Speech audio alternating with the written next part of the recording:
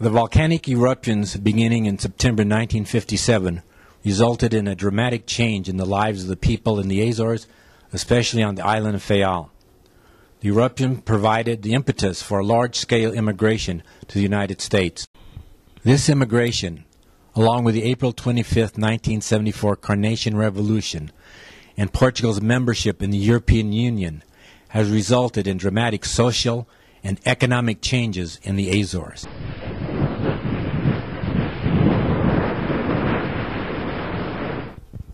The island of Fayal, one of the 9 islands of the Azores, was discovered in 1427. It is a pentagonal-shaped island with a land area of 67 square miles. A spine of volcanic mounds marks the formation of the island in a westward direction from the original caldera, Cabeço Gordo, ending at Capelinhos.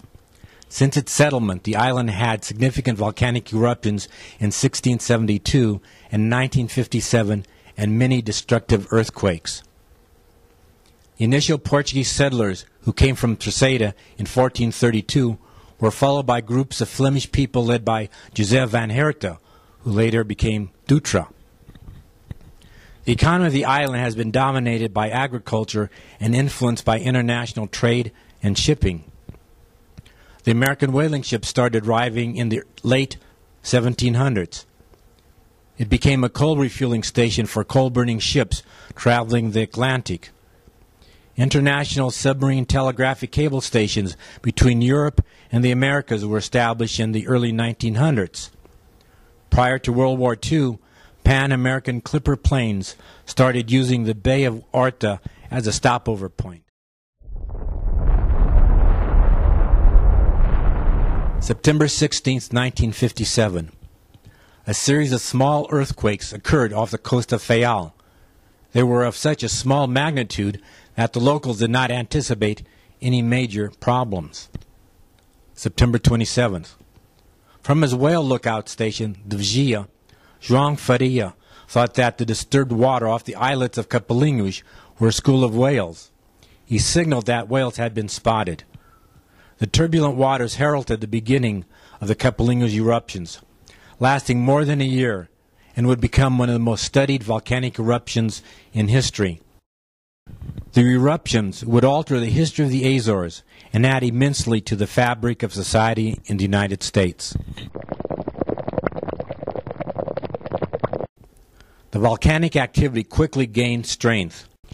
Vents began to eject large amounts of ash, lava, and pyroclastic material. Some of the ejected material reached 4,200 feet into the atmosphere. The water entering the submarine chimneys contributed to the explosive power of the volcano. Violent eruptions continued until October 29. This activity created a small island 300 feet high with a diameter of 2,400 feet. On November 12, the island was attached to Fayal when the debris from the eruptions formed a new isthmus. As 1958 began, explosions occurred on and off for months. One explosive cloud rose more than a mile into the atmosphere. The fall of ash covered much of the nearby villages of Capelo and Norte Pequeno. At this time, large amounts of lava began to pour from the volcano.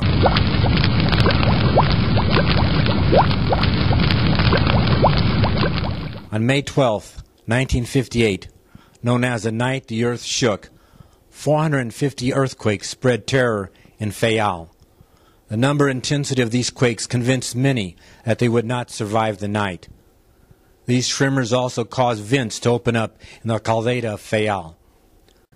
Starting on May 14th, dramatic flows of lava spewed from the volcanic vents at Capelinhos.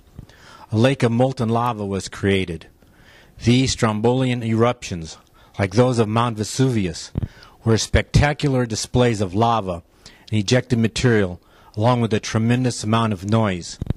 Some of these sonic booms were heard on the island of Flores, 120 miles away. By August 1958, the volcanic cone had reached 500 feet high. Almost a square mile of land had been added to the island of Fayal. The eruption suddenly came to an end on October 24, 1958. No further serious volcanic activity has occurred since then.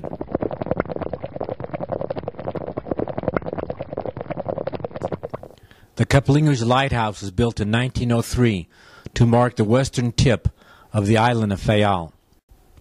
The 115-foot tall structure consisted of a 66-foot octagonal stone tower rising from the two-story lighthouse. By September 1958, the entire area, including the outer buildings, was covered with ash.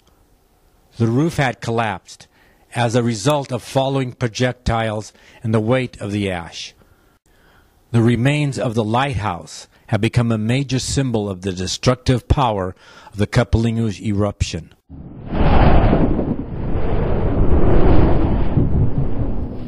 In the beginning, the submerged volcano ejected ash mixed with ocean water.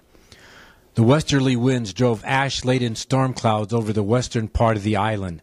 The villages of Capelo, Norte Pequeno, and Praia do Norte became victims of these rainstorms. The muddy rains covered the fields and homes with thick blankets of ash. Initially, villagers cleared the ash from their roofs by removing, cleaning, and reinstalling the red roof tiles. Eventually, these efforts were abandoned, leaving the roofs to collapse from the weight of the ash. The ash also destroyed the crops in the fields. The salt content of the ash prevented the growth of new crops. Earthquakes during the year destroyed villages throughout the island. As a result of the many tremors, homes built from volcanic rock crumbled and fissures appeared in many areas.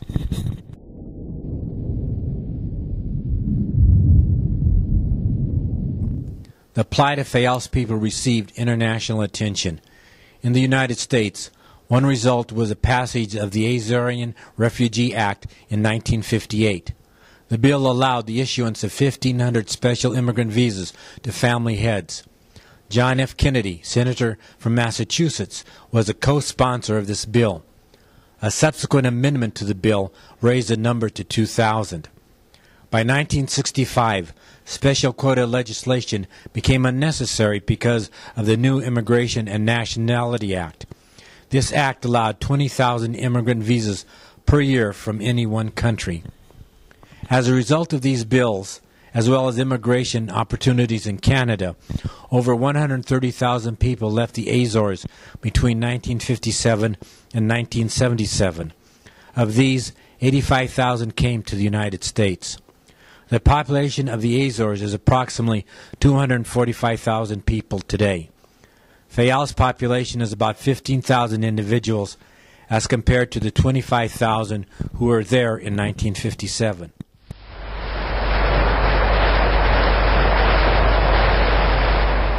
On August 15, 2008, the President of the Azorean government, Carlos Cesar, inaugurated the Interpretation Center of the Capelinhos volcano.